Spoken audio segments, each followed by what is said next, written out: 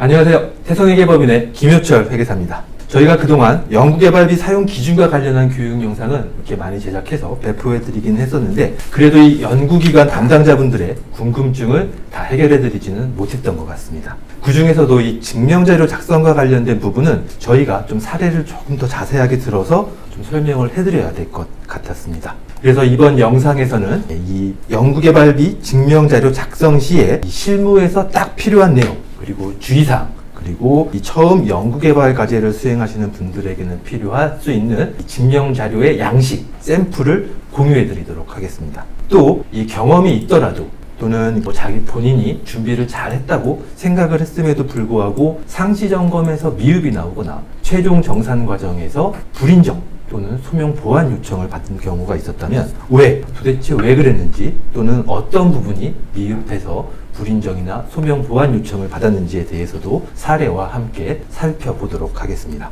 지금 제 앞에는 저와 함께 정산 업무를 수행하고 계신 회계사님들이 좀 같이 해주시고 계십니다. 이번 영상이 실무적으로 좀 더 여러분들에게 도움이 될 수 있도록 저희가 정산 업무를 하면서 느꼈던 점, 예를 들어서 이것만 조금 더 하면 좋았을 것 같은 안타까운 점부터 시작해서 이런 건 꼭 신경 써주셨으면 좋겠다, 부탁드리고 싶은 것까지 해서 저와 함께 같이 회계사님들께서 설명을 좀 같이 해드리도록 하겠습니다. 그리고 이번 영상이 꼭 여러분들에게 도움이 좀 되셨으면 좋겠습니다. 우선 이 연구개발비 증명자료 작성 가장 핵심이 되는 기본 원칙, 가장 중요한 과제와의 관련성에 관한 부분을 먼저 좀 설명을 드리고, 이어서 인건비부터 시설장비 재료비, 또 연구활동비, 연구수당 증명자료, 그리고 간접비 증명자료까지 좀 하나씩 살펴보도록 하겠습니다. 연구개발 과제 증명자료의 작성 기본 원칙, 과제와의 관련성입니다. 2021년에 국가연구개발혁신법이 시행이 되면서 주요하게 변화한 내용 중에 이 연구비 사용의 유연성 강화라는 부분이 있습니다. 이 부분은 연구비 사용 계획서 작성 시 비목별 총액만 작성할 수 있도록 하였습니다. 이게 과거에는 연구비 사용 계획 수립 시에 품목별로 수량, 단가 등의 상세 내역을 작성해야 했지만, 국가연구개발혁신법이 시행된 이후에는 연구개발비 계획서에 인건비, 시설, 장비비 등 주요 비목별로 총액만 작성할 수 있도록 변경이 되었습니다. 이 부분을 좀 더 자세하게 살펴보시면 이 왼쪽에 있는 부분이 혁신법 시행 전에 연구개발계획서의 예시입니다. 보시면 시설장비 재료비부터 연구활동비까지 각 품목별로 세부 내역과 수량, 단가들이 다 자세하게 기재가 되어 있습니다. 이렇던 연구개발 계획서가 혁신법이 시행되면서 이렇게 비목별 총액만 작성할 수 있도록 변화가 되었습니다. 근데 아직까지 산업통상자원부나 중소벤처기업부 등 일부 부처나 사업별 특성에 따라서 이 장비 보유 현황이나 재료비 사용 관련 세부 내역을 기재하도록 요청하는 경우도 있기는 합니다. 하지만 이 혁신법 시행 이후에 연구개발 계획서가 과거보다 확실히 좀 단순화된 것은 변함없는 사실입니다. 그러면 이렇게 연구개발 계획서가 비목별 총액만 작성하도록 되었으면 이 연구개발 계획서에 명시하지 않은 물품도 살 수 있을까요? 이 부분을 수행기관 여러분들께서, 연구기관 담당자 여러분들이 가장 좀 많이 질문하는 것 중에 하나인데, 우선 정답부터 좀 답변부터 드리면, 연구개발 과제 수행에 필요한 물품은 연구개발 계획서에 명시되지 않더라도 구매가 가능합니다. 이는 연구개발 과제의 특성 때문에 그렇다고 볼 수 있는데요. 과제를 수행하다 보면 성과 목표 달성을 위해서 실험을 했는데 실험 결과가 좀 다르게 나오면 당초 계획했던 것보다 다른 재료를 구매할 수도 있는 부분이고요. 그리고 과제 시작 시점에 모든 필요한 장비나 재료비 모든 품목을 다 계획서에 명시할 수는 없을 것입니다. 그래서 이러한 부분들을 고려해서 실제 과제 수행 시점에 과제와 관련된 재료비 등은 좀 자유롭게 사용할 수 있도록 했습니다. 하지만 또 한편 이 자율성이 높아진 것에 걸맞게 책임성을 가지고 연구개발 과제 수행과 무관하거나 과도한 연구개발비 사용이 발생하지 않도록 또 관리하도록 또 이러한 의무도 또 부여해놨습니다. 가장 이러한 것 중에 대표적인 거 하나가 연구개발비 사용기준 제22호에 보시면 3항에 연구시설 장비와 연구재료, 연구활동비나 간접비로 구매하는 경우를 모두 포함합니다. 연구시설 장비와 연구재료를 구매하는 경우에는 자체 규정에 따라 구매 검수해야 된다는 규정을 신설하였습니다. 즉 검수 의무가 보다 강화가 된 것이고요. 또 하나는 이 과제와의 직접적인 관련성을 포함해서 증명 자료를 작성하도록 했습니다. 그래서 이 증명 자료를 하나씩 보시면 시설 장비비나 재료비, 또 연구활동비 중에 소프트웨어 장비, 연구실 운영비 등 일부 항목이나 사용 용도들에 대해서 실제 사용할 때 과제와의 직접적인 관련성을 반드시 증명 자료로 작성, 제출할 것을 명시를 하였습니다. 그래서 이 연구개발 계획서에 명시되어 있지 않다고 해서 아무거나 살 수 있다 이런 내용이 아니라 꼭 과제와의 관련성이 확인하고 그 이후에 사용해야 된다 이렇게 생각을 해주셔야지 되고요. 연구비 사용 절차에 있어서도 연구개발비는 연구개발기관의 장이 사용하며 직접 비중, 시설장비, 재료비, 또 연구활동비, 연구수당 등의 경우에는 연구 책임자의 발의를 거쳐야 한다고 또 명시가 되어 있습니다. 이 부분은 과거에도 있었던 부분이고요. 여기서 말하는 연구 책임자의 발의는 연구 책임자가 직접 결재를 올려야 된다, 신청해야 된다 이런 내용은 아니고 실제 과제와 관련돼서 연구비가 사용되는지 연구 책임자가 반드시 확인을 하고 관리를 해야 된다. 이런 취지로 해석을 해주셔야지 되고요. 집행 시점에 어떻게 관리하느냐 라는 부분에 있어서 이 구매 의뢰서, 품위서, 지출결의서와 같은 이 내부 결제 문서에 과제 관련성을 포함하도록 작성하시면 될 것 같습니다. 이 구매 의뢰서, 품위서, 지출결의서 이런 내부 결제 문서의 가장 대표적인 유형 양식인데요. 그래서 보시는 구매 의뢰서, 품위서, 지출결의서와 관련된 정의 부분은 참고만 해주시고요. 이제 보다 중요한 거는 이 연구개발비 증명 자료로서 구매 의뢰서,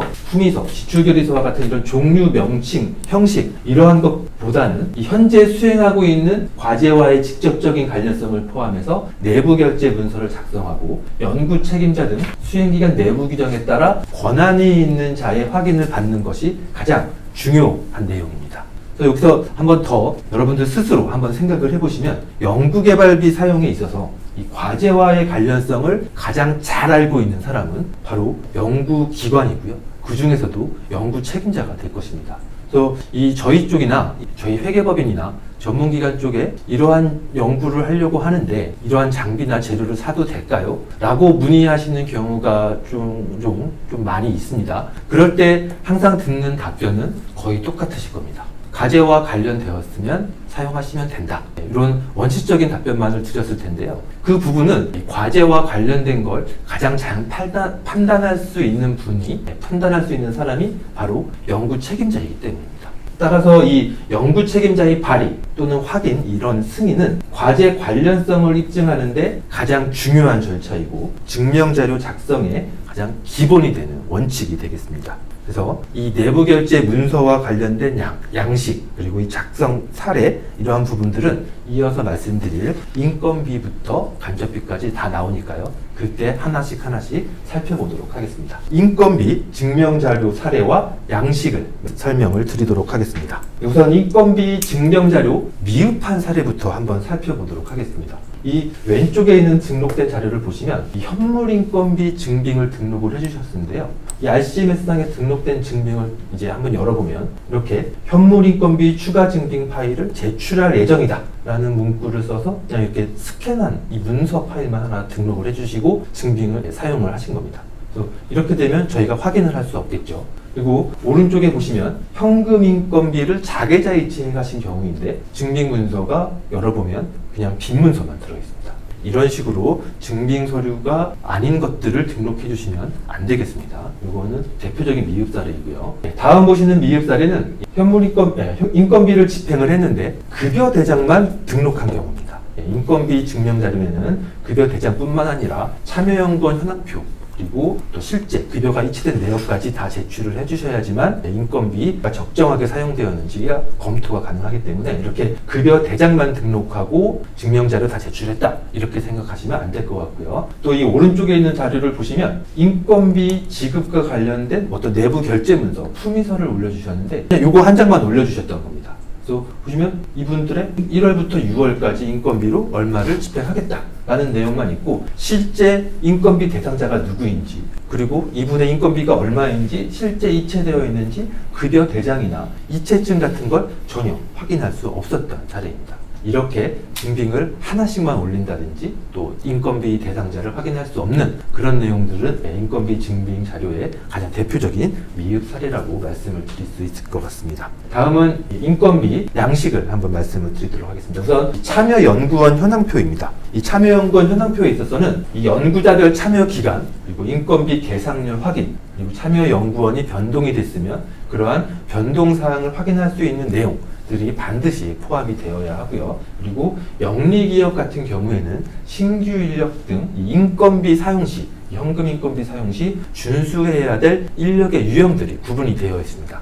그런 인력 유형도 참여연구원 현황표에 좀 구분해서 명시를 해주셔야 되고요. 그래서 여기 지금 보시는 이 표준 샘플 양식을 저희가 샘플로 하나씩 이제 각 항목별로 만들어 드렸으니까 이 부분에 대해서 참고해 주시고요. 참여연구원 양식을 보시면 방금 말씀드렸던 참여 기간, 인건비 계상률, 참여연구원의 변동사항, 그리고 영리기업 같은 경우 참여인력의 유형, 구분 이런 내용까지 작성할 수 있도록 좀 사례를 들어드렸습니다. 그리고 지금 이제 앞으로 쭉 말씀드릴 표준 샘플 양식들은 이 영상 하단 안내 설명 자료에 따로 관련된 자료를 받을 수 있는 링크나 설명 자료 받을 수 있는 방법들을 좀 설명을 해드렸으니까 그쪽으로 자료를 요청해 주시면 저희가 보내드리도록 하겠습니다. 다음은 이 영리기관 같은 경우 이 영리기관의 현금 계상 인건비 관리 계획 및 현황, 국가연구개발사업 연구개발비 사용기준 별지 제3호서식인데요. 이 양식도 반드시 제출이 돼야 되는 양식 중에 하나입니다. 이 양식은 저희가 만든 건 아니고요. 이 국가연구개발혁신법의 매뉴얼에 나와 있는 그런 표준 서식으로 활용을 하시면 되고요. 이 영리기관 연금계상 인건비 관리계획 및 현황 이쪽 부분에서 중요한 건 이 영리기관 같은 경우에는 인건비를 사용하려면 예외적으로 인정을 받으셔야지 되는 부분이 있는데요.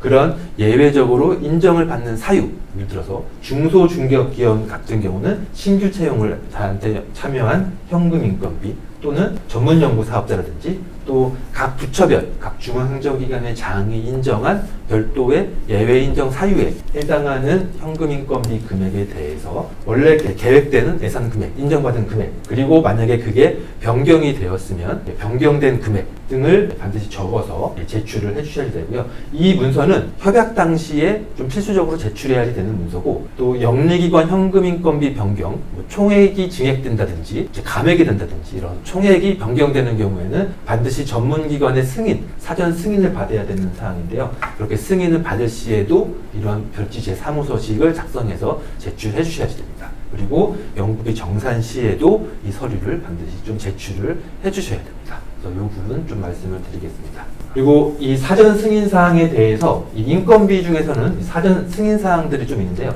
이러한 부분들 그리고 또 뒤이어서 말씀드릴 장비 재료비부터 활동비 이런 부분에 있어서 좀 전문기관의 사전 승인이 필요한 좀 중요한 항목들, 사용 용도들에 대해서는 저희가 배포해드리는 양식에 별도로 또 자세하게 설명을 드렸으니까 이 부분도 같이 앞으로 쭉 참고를 해주시면 되겠습니다. 다음은 이 실제 증명자료 작성 시에 참고할 만한 그리고 이런 식으로 작성하면 되겠다 하는 이런 모범적인 사례 등을 한번 보여드리도록 하겠습니다. 참여연구원 현황표입니다. 이 왼쪽에 보시면 참여연구원 이 현황표에 참여연구원의 명, 그리고 이분이 신규 인력인지 기존 인력인지, 그리고 참여 기간, 인건비 계상률 등의 내용을 모두 확인할 수 있는 내용으로 좀 아주 잘 작성된 사례이다라고 하겠습니다.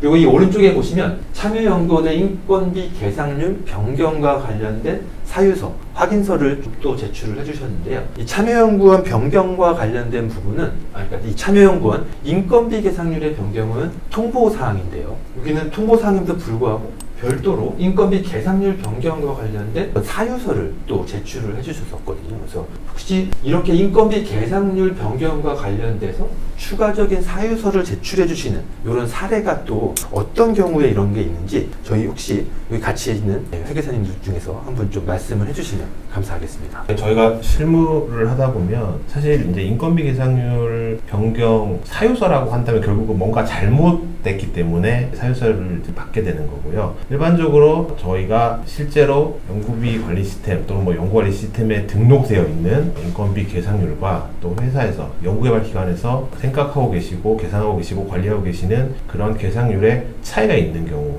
그런 경우에 저희가 왜 그 차이가 있는지에 대해서 이유를 좀 받고 있습니다. 아마 그런 용도로 쓰는 때가 가장 많은 것 같습니다. 실무적으로. 네, 말씀 아주 감사합니다. 예, 실무적으로 이러한 사례가 있으면 이렇게 저희 쪽에 또 이런 계상률 변경과 관련된 사유서를 또 제출해 주시면 충분히 참작되고 인정될 수 있다. 이렇게 또 이해해 주시면 되겠고요. 다음은 이 급여대장 그리고 인건비 이체 내역을 또 증명자료로 또 제출해 주신 사례인데요. 이 급여대장이나 인건비 이체 내역은 그 참여 연구원 인건비 지급의 어떤 실제성을 확인하기 위해서 반드시 필요한 자료이고요. 그래서 이렇게 현금 인건비를 사용했을 때는 이런 내역들을 반드시 제출을 해주셔야 된다.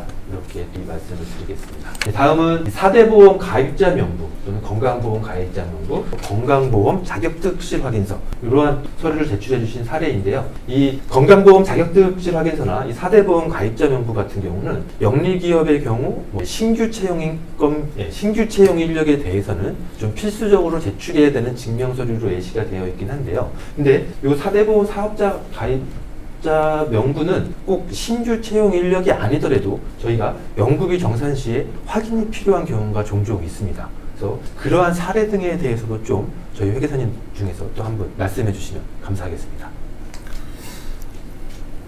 4대 보험 가입자 명부나 건강보험 자격 확인서 같은 경우에는 기본적으로 수행기관에 소속이 되는지 여부를 확인할 수 있는 가장 기본 서류라고 할 수 있고요. 그리고 기관에서 4대 보험 기관부담금 퇴직급여 충당금을 산출할 때 그것이 적정하게 계산이 되어 있는지 가입이 되어 있는지 확인하기 위해서 저희가 가능한 한 요청을 드리고 있는 자료입니다.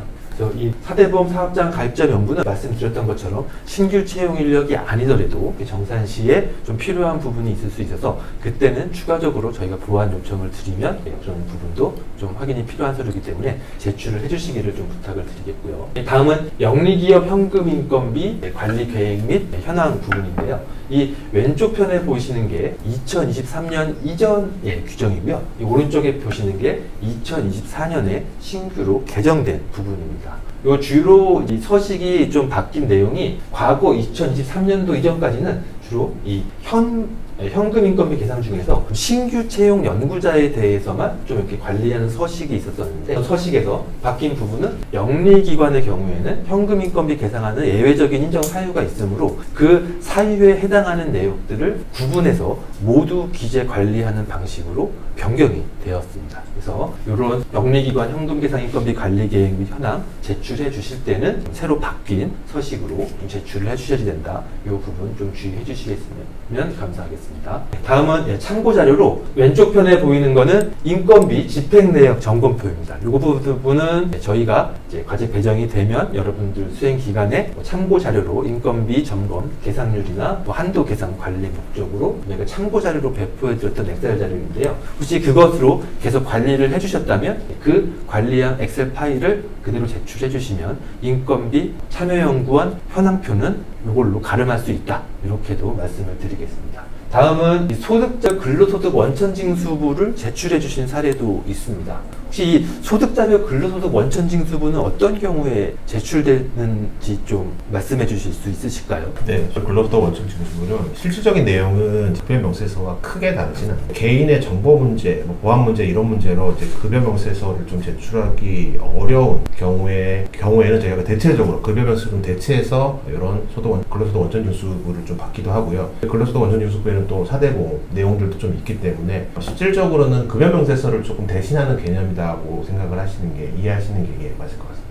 저는 이 급여대장이나 또 어떤 필수 불가피하게 이런 증명 자료들을 제출하지 못할 때 소득자별 근로소득 원천징수부도 보완 자료로 좀 참고될 수 있기 때문에 그런 상황이 있을 때 이 소득자별 근로소득 원천징수부도 제출을 해주시면 도움이 되겠다 이렇게 말씀을 드리겠습니다. 다음은 외부 인건비에 그래서 좀 증명자료 제출한 부분을 좀 설명을 좀 예시를 보여드리려고 하는데요. 이 외부 인건비는 좀 예외적으로 인정을 받으신 경우이기 때문에 이 외부 인건비 집행과 관련해서는 뭐 개상하고 사용하실 때는 좀 여러 가지 조건들이 좀 많이 있습니다. 그러한 조건들과 관련된 증명 서류 예시이고요. 그래서 첫 번째로 이제 외부 인력이 참여하기 위해서는 그 인력이 참여하는 어떤 과제에 참여한다는 계약서 또는 과제에 참여한다는 이런 협약서 이러한 부분들이 좀 작성이 되고 제출이 되어야 되고요. 그 다음에 그 외부 인력이 타 기관에 소속된 외부 인력이라고 한다면 그 외부 인력 소속 기관에 어떤 확인을 받는 그런 또 절차가 필요합니다. 그래서 외부 인력 소속 기관에 그런 해당 연구기관이 확인 요청을 보내는 공문이라든지 또 외부 참여 연구원에 소속된 기관장의 확인서 이러한 문서도 반드시 좀 제출이 돼 주셔야 되고요. 그 다음에 또 그 외부 인력에 대해서 인건비를 지급하실 때에는 그 외부 인력이 소속된 그 기관에 직접 지급하는 게 원칙이고요. 혹시라도 그 외부 참여 인력에게 직접 인건비를 지급하실 때는 이렇게 그 해당 소속 기관에 그 외부 인력에 직접 인건비를 지급했다 이런 내용을 또 통보해 주시는 그런 문서를 반드시 보완을 해 주셔야 되겠습니다. 그래서 여기까지가 제가 준비한 인건비와 관련된 자료 좀 설명을 드렸고요. 혹시 회사님들 여러분들께서 뭐 정산 업무 수행하면서 인건비와 관련해서 꼭 수행기관들한테 이런 부분은 꼭 말씀해 드리고 싶었다 하는 부분들이 있으면 좀 자유롭게 얘기를 한번 해주시면 감사하겠습니다. 해주시기 바랍니다. 네. 저희가 이제 실무적으로 정산을 하다 보면 이제 문의 오는 사항 중에 하나가 급여 이체증이 꼭 있어야 되는 거냐, 급여 명세서만 대체가 되는 것 아니냐라고 이제 문의를 주시는 경우들이 종종 있으세요. 근데 사실 정상적인 경우라면 사실 이체가 잘 됐을 거라고 생각을 하지만 간혹 이체가 안 되는 경우들도 있고 실질적으로 현물 인건비라고 한다면 실질적으로 연구개발기관이 실질적으로 부담을 해야 하는 전제 조건이 있기 때문에 부담 여부도 좀 확인을 하게 되고요. 또 뭐 예를 들면 인건비를 좀 회사에서 지연 지급하거나 이런 경우들도 발생을 하고 있기 때문에 그런 취지, 그러니까 인건비가 정상적으로 지급이 됐는지 여부, 그리고 혹시 뭐 그런 경우는 없겠지만 급여 명세서의 진위 여부를 확인하기 위해서 저희가 이체증을 좀 요청을 드리고 있습니다. 그래서 가능하시면 그런 취지인이 협조를 해주시면 감사하겠습니다. 저희가 이렇게 요청을 드리는 내용은 좀 여러분들을 괴롭히려고 그런 거를 막 더 요청을 드리는 게 아니라 인건비 집행의 적정성을 위해서 그리고 저희가 그러한 부분을 평가하기 위해서는 반드시 좀 필요한 자료다. 이렇게 좀 생각을 해주시면 감사하겠습니다. 여기까지 인건비 증명자료 사례와 양식을 좀 설명을 마치도록 하겠습니다. 다음은 연구시설 장비 재료비 증명자료 사례와 양식을 좀 설명을 이어서 드리도록 하겠습니다. 우선 좀 미흡한 사례부터 먼저 또 살펴보도록 하겠습니다. 구매 의뢰서와 관련된 부분인데요. 이 왼쪽 편의 내용을 보시면 구매 요청서인데 304라는 품목을 사신 것 같습니다. 근데 스테인레스 스틸을 사신 것 같으세요. 근데 이게 과제와 관련해서 어떻게 사용되어 있는지 내용은 전혀 없고 그냥 스테인레스 하나 샀다. 이 정도 내용만 사겠다라는 내용만 있습니다. 즉 과제와 관련된 과제 관련성 확인이 좀 안 되고 있는 구매 의뢰서 이렇게 보시면 되겠고 그리고 실제 집행하실 때도 세부 내역이 좀 있을까? 그리고 과제 관련 내용이 있을까 봤는데 또 그러한 부분도 실제 구매 시에도 어떤 부분이 확인되는 내용이 없었습니다. 그래서 과제와 관련된 부분이 확인되지 않았고 어떤 물품을 왜 어떤 용도로 샀는지 그런 상세 내역이 확인되지 않는 증명자료들이다. 이렇게 보시면 되겠습니다. 그 다음은 이제 검수 확인서와 관련된 미흡 사례인데요. 지금 보시면 뭐 가운데 이렇게 딱 사진도 있고 해서 좀 뭐 이 정도면 잘 된 거 아닌가? 이렇게 생각하실 수도 있는데요. 검수 일자나 어떤 부분을 검수했는지 그런 내용들이 전혀 확인이 되고 있지 않습니다. 그래서 이 검수 확인서에서는 이런 검수 일자 그리고 어떻게 검수가 되었고 이게 과제에 어떻게 사용이 되었는지 그런 여부를 확인하는 게 가장 중요한데 그런 내용이 확인되지 않는 검수 확인서 좀 미흡한 사례를 보여드렸습니다. 다음은 이 표준 샘플 양식을 좀 몇 가지 좀 설명을 드릴 건데 우선 가장 중요한 구매 의뢰서입니다. 이 구매 의뢰서에서는 이 과제와의 관련성을 연구자 그러니까 연구 책임자가 반드시 확인하고 입증하는 그런 내용이 좀 들어가 있어야 되고요. 그리고 구입한 장비나 재료의 세부 품목 및 수량, 단가 등이 여기 내용에 들어가 있어야 됩니다. 그리고 필요할 경우에는 견적서라든지 비교 견적서까지 좀 같이 첨부해 주면 더 좋고, 또 여기에 또 그리고 이 과제와의 관련성 내용을 작성을 하실 땐 이게 해당 어떤 사업에 어떤 과제에 그리고 어떻게 이 과제에 연구개발 과제에 사용이 되는지에 대해서 자세히는 아니더라도 간략하게는 기재가 되어야지 구매 의뢰서상 과제 관련성을 확인할 수 있다. 이렇게 좀 말씀을 드리고요. 다음은 검수 확인서, 표준 샘플 양식입니다. 이 검수 설치 완료 확인서 같은 경우에는 여러분들 모두 잘 아시다시피 연구시설 장비비는 과제 종료, 최종 종료일 2개월 전까지 입고 사용이 완료가 되어야 되고요. 연구 재료비는 종료일까지 입고 사용이 완료가 되어야 됩니다. 그래서 이 검수 확인서에서는 이 언제 실제 입고가 돼서 연구개발 과제에 사용되었는지 확인할 수 있는 그 일자가 가장 중요한 내용이 되겠고요. 그리고 또 이게 어떤 검수 항목을 통해서 어떻게 저희가 구매 의뢰한 요청 기준에 따라 제대로 납품이 되었는지, 그리고 실제 과제에는 어떻게 사용이 될 것인지, 그런 내용에 대한 어떤 확인 내용이 좀 들어가 있어야지 되겠습니다. 그래서 검수 확인서 저희가 샘플로 만들어 드린 내용에도 이러한 내용들 언제 입고가 되었고 연구 책임자가 확인을 하고 또 어떻게 사용이 되는 내용들을 좀 예시를 좀 같이 드러놨으니까 이 양식에 좀 따라서 맞춰서 작성을 해주시면 큰 어려움은 없으실 걸로 생각이 듭니다. 그리고 연구시설 장비 재료비에서도 승인 사항들이 있으니까요. 이 부분도 저희 배포드린 양식에서 같이 참고해 주시면 되겠고요. 다음은 좀 연구시설 장비 재료비 중에서 좀 잘된 증빙 사례 또 모범 사례를 한번 좀 보여드리도록 하겠습니다. 우선 장비비 구매 의뢰서인데요. 어떤 사업에서 어떤 품목을 사겠다고 그리고 물량, 수량, 단가 등이 다 기재가 되어 있고요. 그리고 이 아래쪽에 보시면 어떻게 이 과제에 관련된 내용인지 간략하게라도 좀 기재가 되어 있습니다. 그리고 이 재료비 구매 쪽에 보면은 세부 품목 내역뿐만 아니라 이런 사례에서도 어떤 식으로 이 과제에 사용이 되겠다. 그리고 어떻게 과제와 관련이 되고 이런 소요량은 어떻게 산출이 되었다. 이렇게 좀 자세하게 좀 적혀 있는 좋은 아주 구매 의뢰서 사례라고 하겠습니다. 다음은 장비비 검수 확인서 좀 잘된 사례인데요. 검수 확인서 가장 중요한 검수 일자, 그리고 또 어떤 품목이 들어왔고 그리고 실제 입고됐을 때 당시에 검수 확인한 사진까지도 같이 첨부를 해준 좀 잘된 사례이고요. 또 오른쪽에 보시는 이 재료비 검수 확인서도 검수 일자부터 해서 검수 내용 그리고 어떻게 과제에 사용되었는지 그리고 검수자, 연구 책임자의 다 확인이 되어 있는 아주 잘된 사례라고 하겠습니다. 그리고 다음은 이 연구재료 제작비의 경우에 연구재료 제작비 중에서 이 시제품, 시험품 등을 제작할 때 좀 반드시 추가적으로 제출해 주셔야 될 자료인데요. 이 시제품이나 시작품 같은 이런 부분은 주로 외주 제작을 하는 경우가 좀 많이 있는데요. 이렇게 외주 제작 같은 경우를 하는 경우에는 반드시 그 외주 제작과 관련된 계약서, 그리고 그런 어떤 사양으로 이 과제와 관련돼서 어떻게 사용하겠다라고 하는 그런 시험품, 시작품 제작과 관련된 시방서라든지 제품 사양서, 설명서 이러한 부분들이 좀 같이 제시가 돼 주셔야 되고요. 왼쪽 편에 보시면 이 외주 제작 용역 계약서 사례이고요. 오른편에 이렇게 외주 용역을 활용을 해서 이런 제품을 개발하겠다라고 하는 계획서 또 사례가 되겠습니다. 이어서 이런 시제품 등을 작할 때 이렇게 과업 지시서, 업무 지시서라든지 또 재료비가 이렇게 세부적으로 소요가 된다라는 좀 구체적인 사례와 함께 제출된 아주 좋은 증명자료 사례라고 말씀을 드리겠습니다.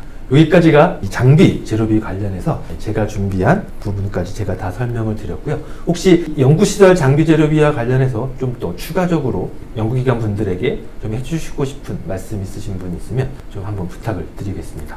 두 가지 정도 말씀드리고 싶은데, 일단 구매 장비가 3천만 원 이상이 되는 경우에는 필수 증빙자료 외에 연구개발 계획서상에 반영된 부분을 발췌해서 증빙자료를 함께 보완해 주시면 저희가 정산하거나 상시 점검할 때 상당한 도움이 되고요. 또 다른 하나는 재료비는 과제 종료 직전까지도 구매가 가능한 걸로 혁신법에 명시가 되어 있지만, 과제 종료 직전에 재료를 과다하게 구매하시거나 그런 경우에는 저희가 추가 증빙자료를 요청드릴 수 있다는 점은 참고로 알고 계시는 게 좋을 것 같습니다. 아주 좋은 말씀 감사합니다. 혹시 또 다른 분들 계시면? 네, 저도 좀 정사 실무를 하다 보면 이제 좀 고민이 되는 분들인데요. 저는 연구개발 과제와 직접적인 관련성을 포함해서 구매 의뢰서든 어떤 내부 결제 문서를 작성하라는 내용들이 있습니다. 근데 그 내용들이 저는 상당히 중요하다 생각을 하고요. 물론 어떤 장비, 어떤 재료를 사겠다 라는 것도 중요한 내용이지만 우리 결제문서에 왜 이 연구개발비로 사용하는지에 대해서도 좀 어렵게는 아니겠지만 내용을 어느 정도 기재를 해 주셔야지만 저희 전문기관 또 저희 위탁정산 회계법인에서 나름대로 과제 관련성에 대해서는 이해할 수 있을 거라 생각이 듭니다. 그래서 다시 한번 말씀드리지만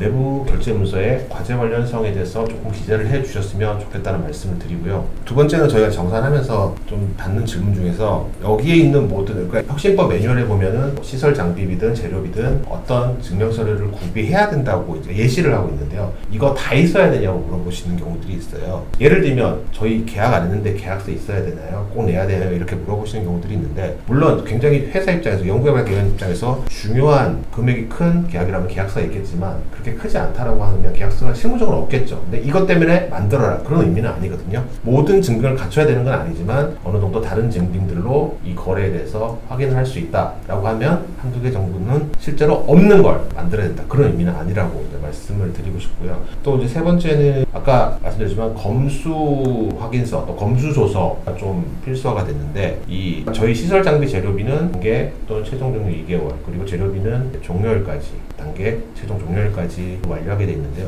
이 검수 일자에 대해서 생각보다는 조금 중요하게 생각하지 않는 기관들이 일부 있는 것 같습니다. 예를 들면 그냥 수행계산서 일자 그대로 쓰시는 경우들이 좀 보여서 이 일자는 생각보다는 정산에 있어서는 굉장히 중요하다. 그래서 확인서에 검수 확인서에 일자에 대해서는 검수 일자에 대해서는 한 번만 확인을 해주시면 될 것 같습니다. 두 분 말씀 너무 감사하고요. 이게 실제로 저희가 정산 업무 수행하면서 장비 재료비와 관련해서 정말 핵심적으로 보고 있는 그런 내용들이다. 이렇게 좀 이해를 해주시고 좀 주의해서 좀 자료 잘 준비해 주시면 좋겠습니다. 그리고 이어서 연구활동 및 증명자료 사례와 양식 말씀드리도록 하겠습니다. 이 연구활동비는 사용 용도가 정말 다양하게 많습니다. 주로 자주 사용하는 전문가 활용비라든지부터 시작해서 일용직 활용비까지 이렇게 하나씩 좀 말씀을 드리도록 하겠습니다. 우선 지식재산 창출 활동비와 관련된 미흡 사례 좀 말씀을 드리겠습니다. 왼쪽 편에 보시는 문서를 보시면 내부 결제 문서로 해서 좀 잘 어느 정도 과제 관련성도 있고 좀 제출은 해주셨어요. 근데 여기 보시면 이 지식재산 창출 활동비로 특허 출원 수수료를 납부하시는 내용입니다. 그래서 이 부분은 특허 출원 등록 수수료는 간접비로 집행을 하시는 부분이어서 오집행한 좀 사례를 미흡 사례를 보여드렸고요.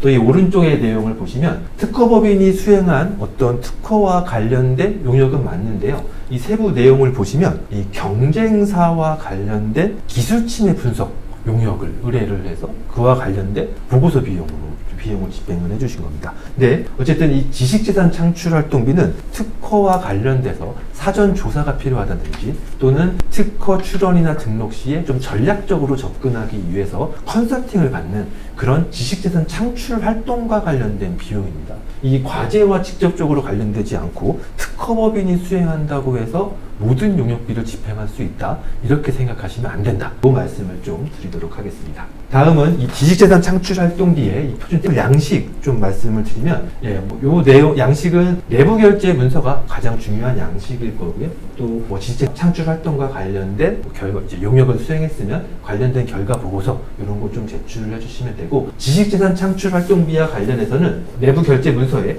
과제 관련성이 확인되도록 작성되는 게 가장 중요하고요. 그리고 또 특허권과 관련된 출원 등록비는 꼭 간접비로 사용하셔야 된다. 다시 한번 말씀을 드리겠습니다. 그리고 용역을 수행하셨으면 컨설팅을 받으셨으면 관련된 결과 보고서 반드시 제출해 주셔야 된다. 여기까지 말씀을 드리도록 하겠습니다. 지식재산 창출 활동비 잘된 증빙자료 모범 사례 좀 말씀을 드리도록 하겠습니다. 요 왼쪽 편에 보시면 특허와 관련돼서 사전적으로 이런 선행 특허가 있는지 조사하는 이런 용역과 관련된 내부 결제 문서가 되겠습니다. 관련된 내용에 과제 관련성, 목적, 내용 다 이렇게 기재가 되어 있고요. 그리고 이렇게 용역 계약을 체결했으면 관련된 계약서도 제출을 해주셨고, 그리고 그 계약과 관련돼서 관련된 업무 지시서, 그리고 결과 보고서까지 같이 제출을 꼭 해주셔야 되고요. 그리고 실제 거래가 완료됐을 때 또 거래 명세서 이런 부분도 같이 제출해 주신 사례가 되겠습니다. 혹시 지식재산 창출 활동비와 관련해서는 좀 해주실 말씀 있으신 분 계실까요?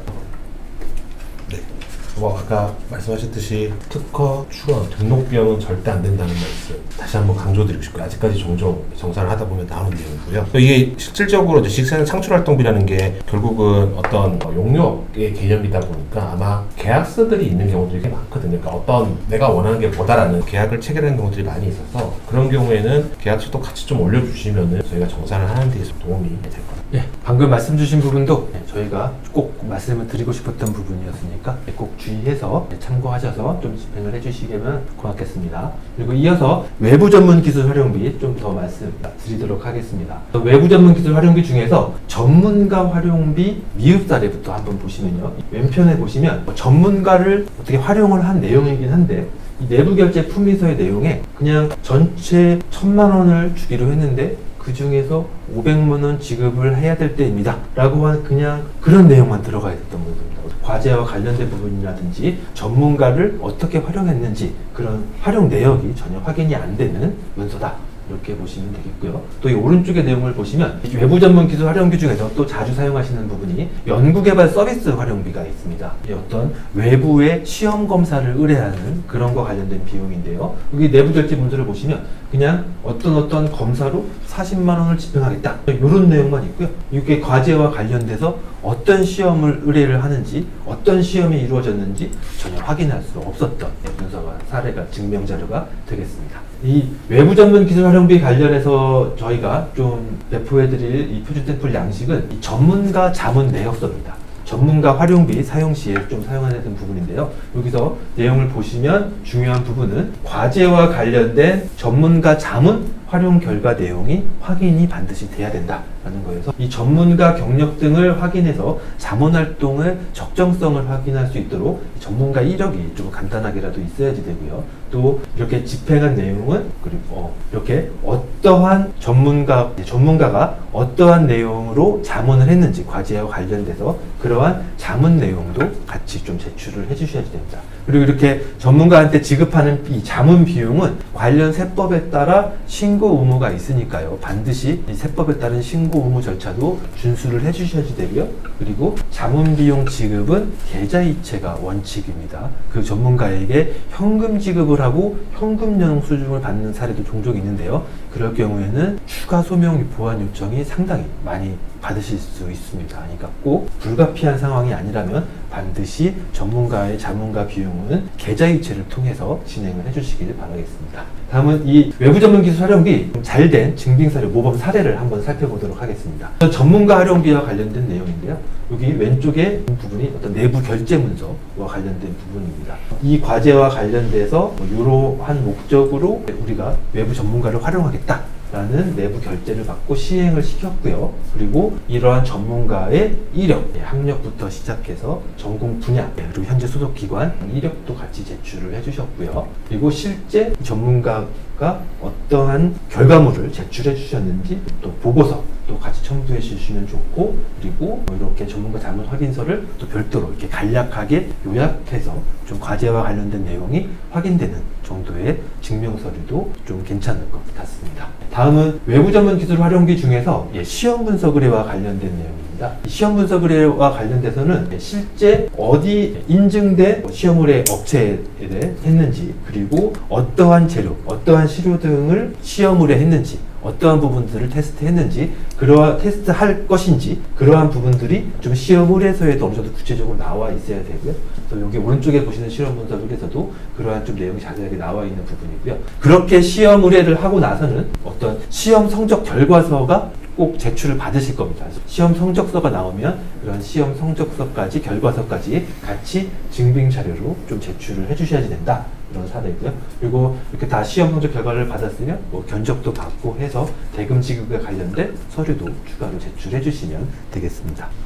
네, 이어서 회의비 미흡 사례 한번 살펴보도록 하겠습니다. 우선 왼쪽에 있는 부분을 보시면 어떤 회의와 관련된 내용으로 회의 내용, 또 참석자가 누군지 까지와 회의비 영수증은 제출을 해주셨는데요. 이렇게 보시면 실제 회의를 어디서 했는지, 그리고 회의 시간이 언제인지 이런 내용들을 좀 확인할 수가 없었던 미흡 사례입니다. 오른쪽에 보시면 그냥 식대 한 줄만 적어서 회의비로 올려주셨는데 실제 사용 목적은 출장 식대라고 적혀있는 좀 많이 미흡한 사례라고 보면 되겠습니다. 그리고 이 다음에 보시는 요 왼쪽에 있는 사례는 회의 장소나 목적은 나왔는데요. 실제 회의 참석자가 누구인지 전혀 확인되지 않는 증명 서류입니다. 실제 회의 참석자와 소속, 그 참석자의 소속 기관까지도 좀 확인이 돼야 된다 이렇게 말씀을 드리고, 이 오른편에 있는 부분은 회의를 하실 때 어디 외부에 있는 회의실을 잠깐 뭐 한두 시간 임차해서 사용하신 것 같은데 그 그냥 임차 영수증 44,000원만 뭐 이렇게 해서 그냥 증명자료 하나만 등록해 주신 경우고요.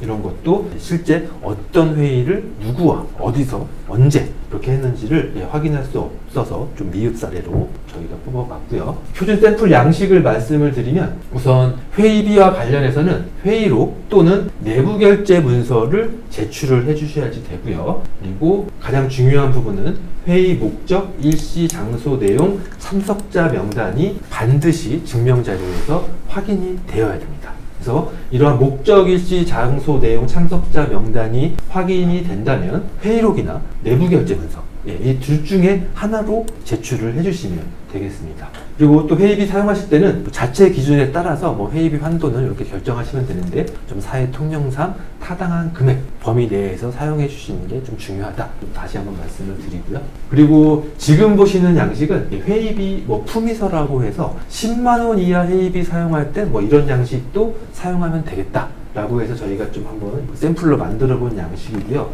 이 내용은 10만 원 이하 회의비의 경우에 회의 목적, 일시, 장소, 내용, 참석자 명단이 포함된 증명 자료로 아까 말씀드렸던 회의록 또는 내부 결제 문서를 대신할 수 있다. 이런 내용이어서 그냥 뭐 이렇게 별도로 한 장으로 모든 내용을 다 작성하셔도 회의 내용이 확인이 되면 된다. 이렇게 저희가 샘플로 만들어 드렸던 거였고요. 그래서 일단 회의 목적, 일시, 장소, 내용, 참석자 명단이 회의비에서 꼭 확인이 되어야 되기 때문에 회의록 양식이 있으시면 그냥 그걸로 계속 사용하시는 것도 10만 원 이하라고 해도 그게 더 수월하실 수도 있을 것 같고요. 여기서 진짜 중요한 거는 10만 원 이하 회의비라고 해서 그냥 영수증만 제출해서는 절대 안 된다는 내용 다시 한번 말씀을 드리겠습니다. 그리고 이 회의비 식비 사용과 관련해서 2024년 12월 1일 이후부터는 회의비 식비를 사용하기 위해서는 반드시 사전 결제가 완료된 건에 대해서만 회의비 식비 사용이 가능한데요. 그것과 관련해서 사전 결제 문서를 뭐 이 정도 작성하면 되지 않을까 뭐 이렇게 샘플로 한번 만들어가 드렸던 거고요. 이건 참고만 해주시고, 이어서도 또 12월 1일 이후에 시행되는 이 회의비 식비 사용 시 사전 결제 관련해서는 아직도 좀 많은 질의사항들이 있고요. 또 이 식비 결제를 사전 결제를 언제 받아야 되는지, 결제 라인이 어떻게 되야 되는지 이런 것들에 대해서 좀 궁금하신 부분들이 상당히 많은데, 그것과 관련돼서 이렇게 좀 현재까지 좀 인지되고 있는 내용들 한번 정리해서 저희가 또 자료도 같이 배포해 드렸으니까 이 내용도 영무에 참고해 주시면 감사하겠습니다. 회의비와 관련돼서 좀 잘된 모범 사례 한번 봐보겠습니다. 지금 보시는 부분은 내부 결제 문서와 관련된 부분인데요. 그래서 뭐 회의비를 이렇게 사용을 하겠다라고 해서 뭐 결제 올렸던 거, 그리고 사전 결제를 또 미리 또 시행해 주셨던 기관도 있습니다. 회의비 사전 결제와 관련된 문서 양식을 지금 보셨고요.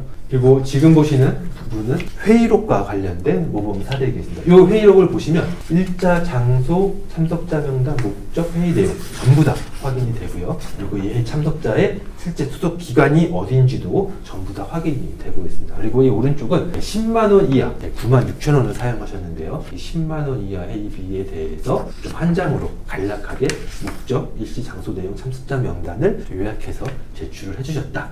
이렇게 보면 되겠습니다. 다음 보시는 이 회의비 관련된 증명 자료는 세미나 개최와 관련된 부분인데요. 이 회의비로는 식비만 사용할 수 있는 게 아니라 세미나 개최와 관련해서 여러 공동기관이 같이 수행하시는 과제 같은 경우에는 여러 기관이 모여서 호텔이라든지 어떤 컨퍼런스홀을 별도로 임차해서 1박 2일 이런 식으로 세미나 같은 걸 또 성과 공유를 위해서 좀 진행을 할 수 있는데요. 그럴 때 어떤 세미나 개최 비용과 관련된 것도 회의비로 사용하실 수 있다. 이렇게 말씀을 드리고, 그렇게 뭐 외부 장소를 임차했을 때는 그 세미나 개최와 관련된 계획, 그리고 이런 시행 내부 결제 문서, 그리고 관련돼서 비용이 필요했으면 거기서 견적을 받았던 내용, 이런 내용을 또 같이 제출해 주시면 또 아주 좋은 어떤 모범 사례로 말씀을 드리겠습니다. 여기까지가 회의비와 관련된 내용이고요. 이 회의비와 관련해서는 좀 다들 하실 말씀들이 좀 상당히 많으실 것 같은데요.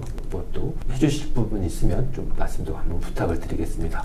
한 가지 말씀드리고 싶은 거는 그 저녁 시간대든지 해서 이자카야 같이 통상적으로 주점으로 판단이 되는 곳에서 회의비를 집행할 때는 가능하시면 실 집행했던 영수증, 주문 내역이 확인되는 영수증을 좀 갖고 계시는 것이 정산 때 도움이 된다고 말씀드리고 싶습니다. 저희가 그런 곳들이 있으면 직접 포털 사이트의 지도에 들어가서 그 식당을 확인을 하고 거기서 판매되는 메뉴나 이런 것들을 보고 주류가 필수적으로 들어간다던가 했었을 때 저희가 추가적으로 자료 요청을 드릴 때 실제 영수증이 없으시면 주류를 드시지 않았다는 걸 증명할 수가 없어서 억울하게 불인정이 되는 경우도 발생하고 있어서 그 부분을 좀 주의해 주시는 게 좋을 것 같고요. 또 한 가지는 원거리 회의비라고 해서 좀 통상적으로 회의 장소에서 차량으로 15분 이상 떨어져 있는 그런 먼 거리에서 회의를 하게 된다고 한다면 필수 증빙 자료 외에 사유서를 첨부해서 거기서 회의 식사를 하실 수밖에 없었던 이유를 같이 올려주시면 저희가 정산할 때 많은 도움이 될 것 같습니다. 예, 저는 이제 정산을 하다 보면 이제 간단한 내용이라는데 문의 주시는 내용들이 이렇게 있어서 예를 들면 뭐 서명을 해야 되는 거냐, 꼭 사진을 꼭 넣어야 되는 거냐 라고 이제 문의들이 종종 있는데요. 일단 저희 혁신법에서는 서명과 사진은 필수 증빙으로 뭐 규정하고 있지는 않습니다. 근데 다만 일부 부처에서는 뭐 이렇게 별도로 서명이 필요하다 뭐 이렇게 돼 있는 경우는 또 당연히 이제 서명을 하셔야겠지만 일단 혁신법에서는 전체적으로는 서명, 사진이 필수는 아니라는 말씀을 좀 드리고요. 두 번째는 소속기관을 회의 참석자 소속기관을 기재하도록 하고 있는데 이제 가끔씩 보다 보면은 이제 이름만 회의 참석 이름만 적혀 있는 경우들이 종종 있어서 혹시 외부 기관 소속인 분들은 소속도 좀 같이 적어주시면 좀 완벽한 증빙이 되지 않을까라는 말씀을 드리고요. 또 마지막으로 이제 주류 등 유흥성 경비가 포함되어 있는 경우에는 이제 전체 경비가 이제 인정이 안 되는 경우가 이제 원칙인데 산업부는 거기에 좀 추가적으로 산업부 과제를 하시는 과제들은 또 어떤 내용들이 있냐면 통상적 유흥의 성격으로 구분되는 사업장에서 그냥 사용한 경우에는 그냥 내역을 보지 않고도 또 불인정한 경우 산업부는 있거든요. 그래서 그런 회의 장소도 조금 조심을 하셔가지고 사용을 하시기를 당부를 드리고 싶습니다. 저는 두 분이 말씀하신 것 외에 중소벤처기업부처럼 일부 또 회의비가 인당 한도가 있는 경우가 있습니다. 그래서 그 한도 계산을 위해서라도 회의 참석자 명단은 전원을 기재를 해주셔야 되는데 간혹 이제 회의록에 누구누구 외 몇 명 이렇게 표시를 해주시거나 또는 외부 참석자를 확인할 수 없는 경우가 있습니다. 그래서 참석자 소속 기관명도 반드시 기재를 해주셨으면 저희가 정산할 때 많은 도움이 되겠습니다. 회의비 사용과 관련해서 연구기관 여러분들 지금 회계사님들께서 말씀 주신 내용 좀 인지해 주시면 많은 도움이 되실 걸로 저는 굳건하게 믿고 있습니다. 이어서 출장비 미흡 사례 또 한번 살펴보도록 하겠습니다. 이 왼쪽 편에 있는 이 출장비, 교통비 신청서를 보시면 교통비가 얼마가 나왔고 일자는 대충 이렇게 나왔는데 출장지가 어디인지 그리고 어떤 목적으로 출장을 가는지가 전혀 나온 내용이 없습니다. 이런 출장 신청서에도 출장지, 출장 목적이 좀 안 나와 있는 미흡한 사례였고요. 이 오른쪽에 있는 사례를 또 보시면 이 부분도 그냥 비용만, 택시비 얼마, 기타 비용으로 얼마, 그냥 비용만 청구한 내용인데요. 출장지나 이 출장 목적 그리고 이런 이 과제와 관련돼서 어떤 출장인지와 된 내용이 전혀 이 신청서, 이 출장 경비 지출 내역에 확인을 할 수가 없는 내용이 되겠습니다. 또 이게 왼쪽에 있는 내용을 보시면 그냥 버스비 12,000원 해서 어디론가 가신 것 같긴 한데 버스를 타고 이게 어떤 출장으로 갔는지 뭐 실제 출장인지 어떤 비용인지도 전혀 확인이 안 되는 내용의 사례가 되겠고요. 그리고 이 오른쪽에 있는 내용을 보시면 연구활동비로 국내 여비로 쓰겠다 라는 내용만 있고 그냥 어디 가서 주차하신 것 같은데 주차비 영수증 한 장만 딱 붙여서 출장비 신청 증명서류로 제출을 하셨습니다. 이것도 출장 내역, 그리고 출장 목적, 출장지, 출장 신청서에 기재돼야 될 어떤 세부 내역이 좀 확인이 안 됐다 이런 사례로 보시면 되겠습니다. 그리고 또 미흡 사례를 보시면 그냥 출장비를 신청하실 때 그냥 영수증만 한 장 딱 등록을 하시는 경우입니다. 이 영수증 한 장 이 내가 출장 가서 쓴 돈이야 라고 하고 출장비로 쓴 사례인데요. 이것도 좀 상당히 미흡한 사례라고 볼 수 있고요. 그리고 다음은 국외여비와 관련된 미흡 사례인데요. 이 국외여비 출장비 지금 보시는 이 시청서는 앞서 봤던 사례들보다 조금 더 좀 어디 뭐 미국으로 가고 이런 출장비 좀 세부적인 내용은 있긴 한데 이 부분은 국외여비이기 때문에 좀 세부 산출 내역이 더 들어가 있어야 됩니다. 국외여비 세부 산출 내역이 좀 자세하게 포함되지 않은 그런 좀 미흡한 사례다. 이렇게 보시면 되겠습니다.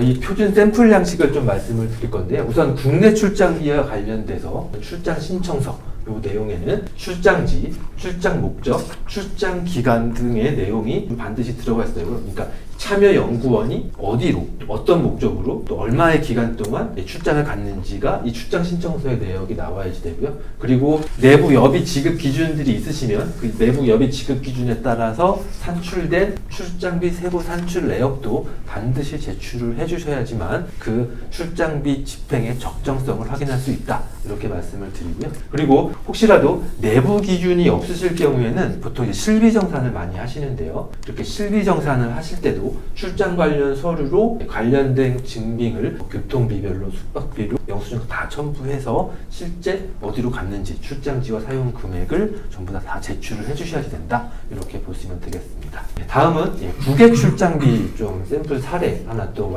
보여드리겠습니다. 그래서 이 국외 출장비의 경우에는 이 출장자 기간, 장소, 목적, 여비 산출 내역이 보다 국내 출장비보다는 훨씬 더 좀 구체적으로 작성이 되셔야 되면서 증명자료를 보시면 내부결제 문서에 출장자 기간, 장소, 목적, 여비 산출 내역 그리고 세부 일정을 포함한 출장 계획서가 국외 출장 시에는 국외 출장비를 사용하실 때는 필수 증명자료로 제출이 되셔야 되고요. 그래서 지금 저희가 보여드린 만들어드린 샘플이 이런 내용들이 어느 정도 들어가 있다. 이 양식을 좀 참고해서 쓰시면 될 것 같습니다. 그리고 지금 또 이어서 보시는 내용은 또 국외 여비와 관련돼서 좀 세부 산출 내역들 또 한 내용인데요. 보통 직급별로 또는 출장지가 미국이냐, 아프리카냐 이렇게 출장 지역의 급지별로 여비 기준이 또 다를 경우가 있는데요. 그러면 그 기준에 따라서 일정별로 세부 산출 내역을 자세하게 기재를 해서 제출을 해주셔야 된다. 이렇게 말씀을 드리고요. 그리고 국외 출장 같은 경우는 국내 출장 같은 경우는 이 출장 결과 보고서가 필수사항은 아닌데 국외 출장은 출장 결과 보고서를 그러니까 출장 다녀오고 나시면 이 출장 결과 보고서를 반드시 증명자료로 제출을 해주셔야지만 국외 여비를 인정받으실 수 있습니다. 이어서 이 출장비 여비와 관련돼서 좀 모범 사례 쭉 한번 보도록 하겠습니다. 국내 출장이든 국외 출장이든 각각의 내부적으로 수행기간에 연구기간에 여비 규정, 내부 기준이 있으시면 그 여비 규정을 꼭 제출을 해주셔야지 출장 여비 산출과 검증을 할 수 있다. 이렇게 말씀을 드리고요. 그 다음에 국내 출장비 같은 경우에도 세부 산출 내역 들이 좀 잘 제시가 돼 있고 출장 기간, 출장지 목적 이런 내역도 다 잘 제출된 작성된 사례라고 하겠습니다. 그리고 이 기간 같은 경우는 국내 출장임에도 불구하고 내부적으로 어떤 출장 병명서 같은 거를 수행하는 절차가 있었기 때문에 그러한 것도 추가적으로 제출해 주신 아주 모범적인 사례라고 보시면 되겠습니다. 이어서 국내 출장 같은 경우에 자차를 이용하는 경우들이 주로 있으신데요. 이 자차 이용 시에 또 내부 여비 기준에 거리, 킬로미터당, 리터당 얼마 단가를 적용해서 유류비를 또 지원해 주시는 경우도 있는데요. 그럴 때는 이렇게 실제 어디서부터 어디까지의 거리가 어느 정도 되고 내부 기준 단가가 어디서 그 유류비 산출 내역도 같이 제출을 해주시면 그 유류비 산출의 적정성도 좀 이렇게 판단할 수 있다. 이렇게 보면 되겠고요. 다음은 국외 출장 좀 모범 잘 된 사례인데요. 국외 출장은 좀 보다 구체적으로 국내 출장보다 세부 일정이라든지 계획을 제출해 주셔야 된다고 말씀을 드렸는데 여기 보시면 왼쪽 사례 보시면 일정별로 각 출장비의 종류별로 세부 산출 내역도 제출을 해주셨고 또 이 오른쪽에서도 일정 기간 세부적으로 다 산출해 주신 내역으로 보시면 되겠습니다. 또 국외 출장을 다녀와선 출장 결과 보고서를 반드시 해외에서 어떤 것을 보고 어떤 활동을 해서 어떤 결과를 냈는지 어떤 결과를 얻었는지 그런 출장 결과 보고서도 이렇게 반드시 제출을 해주셔야 된다. 이렇게 말씀을 드리겠습니다. 그리고 다음은 또 제출해 주신 사례로 이 항공권 이티켓 그리고 출입국 사실 확인서 이러한 부분도 추가적으로 좀 제출을 해주시는 사례가 있습니다. 근데 이 항공권 이티켓과 이 출입국 사실 확인서는 이 필수 증명 자료로 예시가 되어 있지는 않습니다. 그럼에도 불구하고 이렇게 항공권 이티켓이나 출입국 사실 확인서를 좀 제출해 주시는 경우는 어떤 경우인지 한번 좀 회계사님들께서 한번 좀 말씀해 주시면 감사하겠습니다.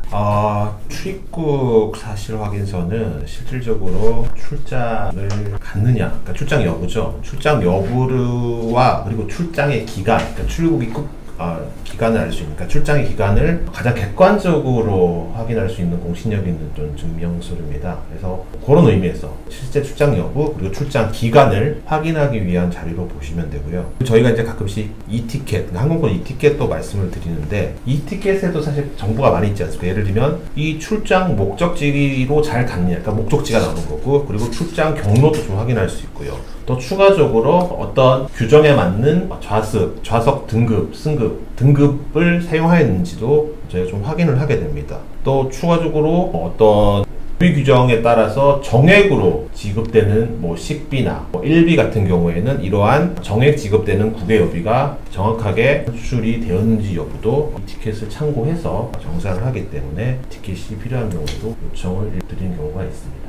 말씀 감사합니다. 이 항공권 이티켓을 별도로 좀 추가 제출 요청드리는 경우에 좀 왜 이런 것까지 제출을 해야 되냐 이렇게 말씀해 주시는 경우가 좀 종종 있긴 한데요. 방금 회계사님 말씀드린 것처럼 이렇게 국외 출장 같은 경우에는 그런 내역을 좀 저희가 추가적으로 확인이 필요할 경우에는 좀 요청드릴 수도 있으니까요.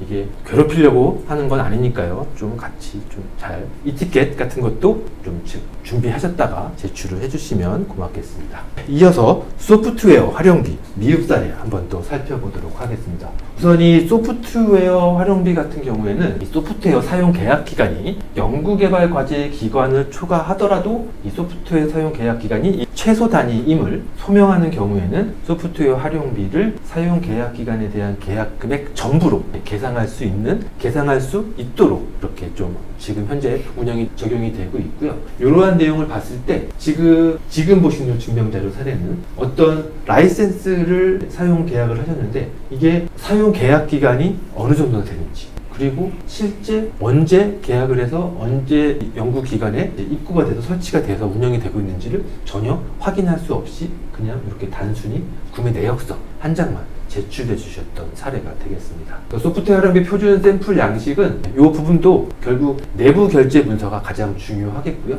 이 내부 결제 문서, 그러니까 이 구매 의뢰서 같은 거에 이 과제 관련성, 그러니까 이 소프트웨어가 왜 이 과제와 관련해서 필요한지 이런 내용들을 좀 잘 적어주시면 되겠고요. 그리고 보다 중요한 거는 계약서 또는 이 거래 명세서 등의 이 계약 기간, 그러니까 사용 기간이 반드시 확인이 되어야 됩니다.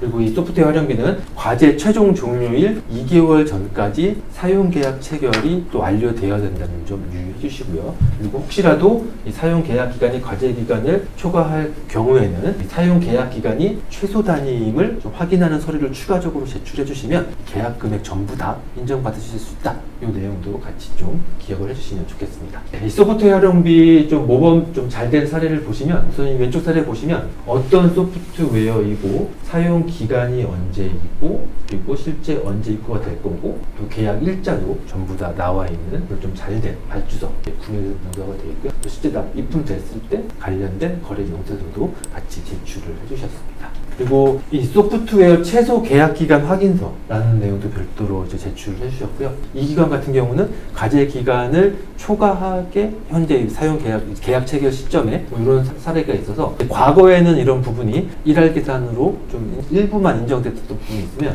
이제는 혁신법이 시행되고 나서부터는 최소 단위 계약 기간만 확인이 되면 계약 금액 전체를 다 인정받으실 수 있기 때문에 이제 그런 사례가 발생하시면 이런 확인서 같은 것도 별도로 준비해 주시면 좋을 것 같고요. 그리고 이 오른쪽은 이 소프트웨어가 이제 내부적으로 어떻게 설치돼서 운영이 되고 있다라는 이런 검수 설치 확인서 사례가 또 되겠습니다. 네, 다음은 연구실 운영비 미흡 사례에 대해서 또 이어서 말씀을 드리겠습니다. 연구실 운영비 중에서 이 영리기관 같은 경우에는 사무용 기기 및 사무용 소프트웨어 그리고 연구실 환경 유지비를 사용을 하려면 연구실 운영비 활용관리 계획에 이 구체적으로 품목 수량 단가를 기재해서 이제 확인을 받고 승인을 받고 쓰셔야지 되는데, 지금 보시는 경우 같으면 그냥 사무용 환경 유지 33개월 이렇게 해서 그냥 구체적인 품목 수량 단가가 전혀 기재되어 있지 않고 그냥 환경 유지, 가구 이런 식으로만 적혀 있는 좀 적절하지 않은 활용관리 계획 문서다, 이렇게 보시면 되겠고요. 샘플 양식을 보시면 영리기관의 연구실 운영비 활용관리 계획이라고, 이것도 별지 제4호 서식을 저희가 그냥 가지고 온 부분이고요. 여기서 또 다시 한번 더 중요하게 또 계속 말씀을 드리면, 영리기관의 경우에는 사무용 기기, 사무용 소프트웨어, 그리고 연구실 환경 유지비는 전문기관의 사전 승인을 전제로 사용할 수 있고 반드시 계획서에 반영이 되셔야 됩니다. 그리고 이렇게 계획서에는 세부 품목 수량 단가가 좀 구체적으로 명시가 되도록 이 계획서를 작성을 해주셔야 되고, 또 혹시라도 이 계획한 품목이 변경이 된다든지 또는 수량이 증가된다든지 그럴 경우에는 또 전문기관의 승인을 반드시 받고 변경 사용하실 수 있다, 좀 더 말씀을 드리겠습니다. 연구실 운영비와 관련해서도 사전 승인 사항들 계속 말씀드렸잖아요. 그 부분들도 좀 참고하시도록 또 배포해드렸습니다.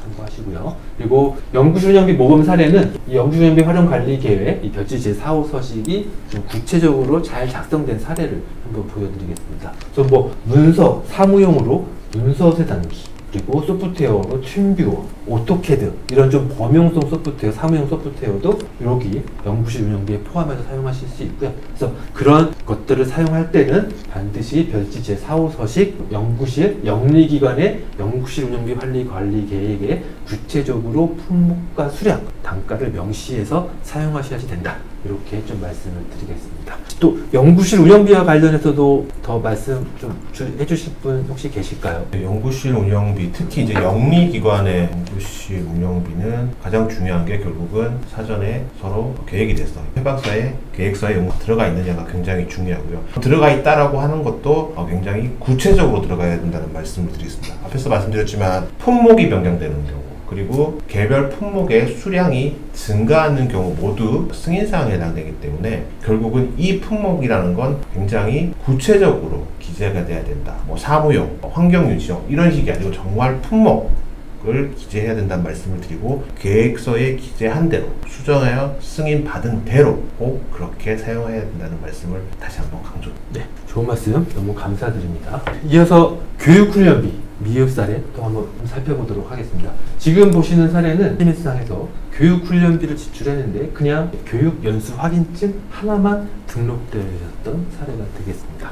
그래서 이 교육수료증 이에는 어떠한 증빙자료 제출되지 않았던 좀 그런 좀 미흡한 사례였고요. 이 교육훈련비도 표준 샘플 양식은 결국 과제와 관련돼서 어떤 교육을 진행을 하겠다, 받겠다, 연구비를 집행하겠다라는 이 과제와 관련된 관련성을 포함해서 내부 결제 문서를 작성해 주는 게 가장 중요하고요. 그리고 그렇게 교육비를 납부한 영수증, 또 카드 매출 전표라든지, 그리고 교육을 이수했으면 어떤 수료증 이런 것도 좀 반드시 제출을 해주셔야 되고요. 또 중요한 거는 이 참여연구원의 개인적 성취를 위한 교육, 이런 것들은 좀 불가하다. 반드시 과제와 관련돼서 필수적인 그런 교육만 좀 교육활동비, 교육훈련비로 집행을 해주셔야 된다, 이렇게 또 보시면 되고, 또 관련된 교육을 수료 과정인데 미수료했다, 수료증이 없다, 그러면 그 미수료 시에는 이 연구개발비로 사용한 교육훈련비가 좀 불인정이 돼서 반납하실 수도 있습니다. 이 부분도 꼭 주의를 해주시면 좋겠습니다. 이 교육훈련비 관련해서 모범 사례 좀 보시면, 어떤 이 왼쪽에 있는 부분은 이 기업 같은 경우는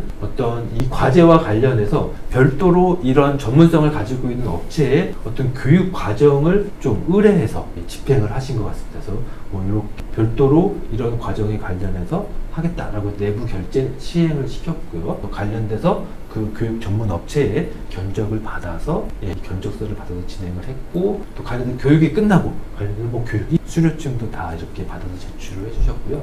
그리고 이제 별도로 의뢰한 교육이다 보니까 아마 별도 무슨 소명 자료를 요청 받으셨을 수도 있으실 것 같아요. 그래서 이 교육 과정이 왜 이 과제와 관련됐는지 또 그 세부 내역을 작성을 해서 제출을 해주셨습니다. 여기까지가 교육훈련비와 관련된 내용이 되겠습니다. 혹시 이 교육훈련비 관련돼서도 더 말씀해 주실 부분이 또 누가 있으실까요? 저희 검사하면서 또 문의 주신 중에 하나가 결제일자, 교육비 결제일자와 이제 실제 교육이 좀 혼동하시는 경우들이 있는데, 그러니까 예를 들면 이런 거죠. 결제 먼저 하고 과제 종료 후에 교육가만. 근데 실질적으로 중요한 건 교육의 실제 일자입니다. 일자가 과제 기간에 들어와야 된다. 그러니까 결제 일자가 중요한 게 아니고 교육 일자가 중요하다는 말씀을 드리겠습니다. 네, 이렇게 교육 일자뿐만 아니라 교육 훈련뿐만 아니라 모든 사용에 있어서 실제 연구를 수행한 또 완료한 일자, 그게 뭐 대금 지급 일자보다 더 중요하다, 이런 말씀이셨던 것 같습니다. 말씀 감사합니다. 이어서 학회 참가비 또 계속해서 말씀을 드리도록 하겠습니다. 우선 학회 참가비 미흡 사례인데요.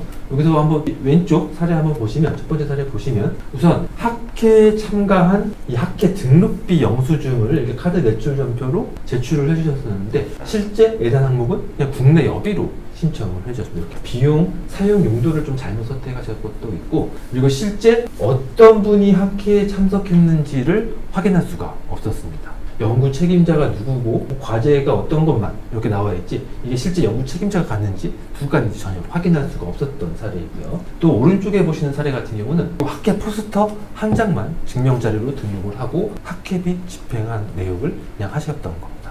이것만 봐서는 저희가 좀 알 수 없다, 좀 미흡한 사례였습니다. 학회 참가비도 뭐 표준 샘플 양식은 내부 결제 문서가 가장 중요하실 겁니다. 이게 어떠한 과제에 관련된 학회로 학회 참석하겠다, 이런 문서고요. 여기서 그냥 주의하실 거는 학회 참가비는 종신 학회비 같은 경우는 과제 관련성이 무조건 없는 걸로 보고 있습니다. 종신 학회비는 연구개발비로 사용하실 수 없고요. 또 과제와 또 관련 없는 개인성 학회비, 이런 것도 사용이 불가하고, 그리고 일반적으로 연회비 사용은 학회 연회비 사용은 과제와 관련된 부분 충분히 인정을 해드리고 있고, 그리고 여기서도 연회비의 사용일은 연구개발 기간 내에 포함이 반드시 좀 돼야 된다, 이렇게 또 말씀을 드리겠습니다. 이 학회 참가비와 관련돼서 또 잘된 모범 사례 좀 보시면, 이런 학회로 가서 뭐 이렇게 학회 참가비를 좀 집행을 하겠다라는 뭐 지출도 해서 내부 문서를 좀 작성해 주셨고, 실제 학회에서 어떤 활동을 했는지 학회와 관련돼서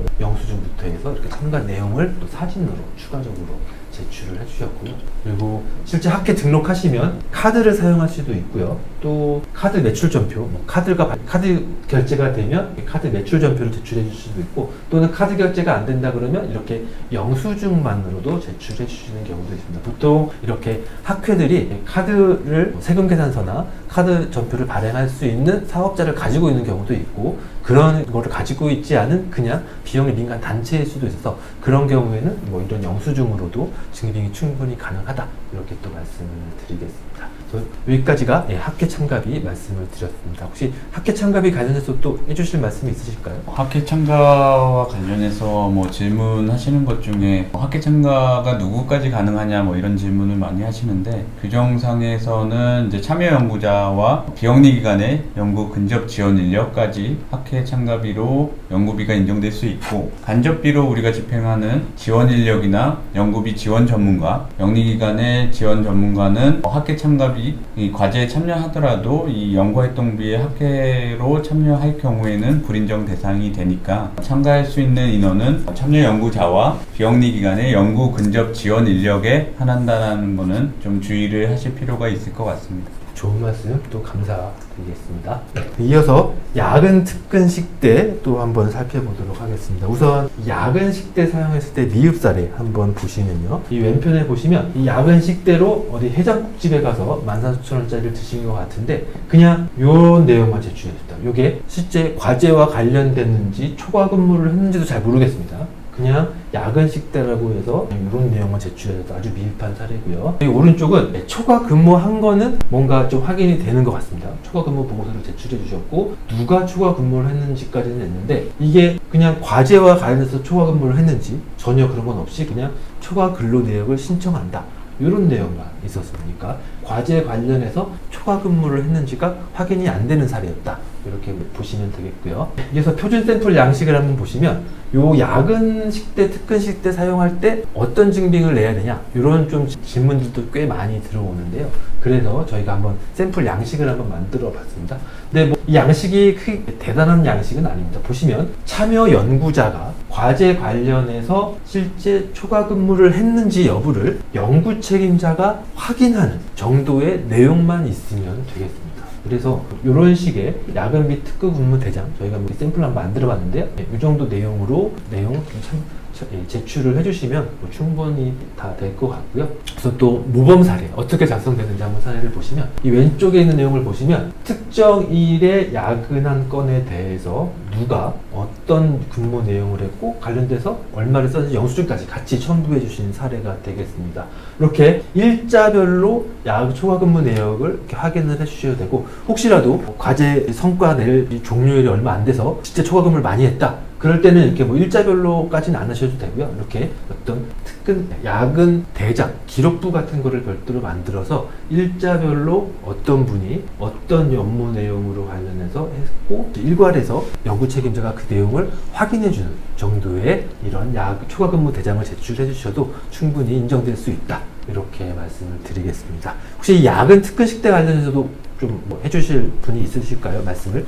야근 특근식대 증명 서류를 보면은, 그러니까 누가 야근을 했다라는 내용까지 있는데 왜 야근을 했냐라는 내용들이 좀 기재가 누락된 경우가 많습니다. 저희 연구비 사용의 전제 조건 자체가 과제 관련성이면 결국은 이 과제 관련 수행 관련해서 한 거다라는 내용을 어디엔가 좀 흔적을 남겨주시는 게 좋지 않을까. 그리고 야근할 때 요새 배달 음식을 많이 시켜 먹어서 그런 질의도 많이 들어오는데, 그래서 배달을 만약에 한다 그러면 앱이나 이런 것들을 통해서 배달지 주소가 혹시라도 회사가 아닐 경우에는 추가 소명의 이유가 있을 수 있어서 배달 앱을 통해서 주문을 하실 경우에 배달 앱에서 표시되는 배달지라든지 시간 같은 것들은 좀 캡처를 하셔가지고 제출을 하시면 저희가 정산하는 데 많이 도움이 될 것 같습니다.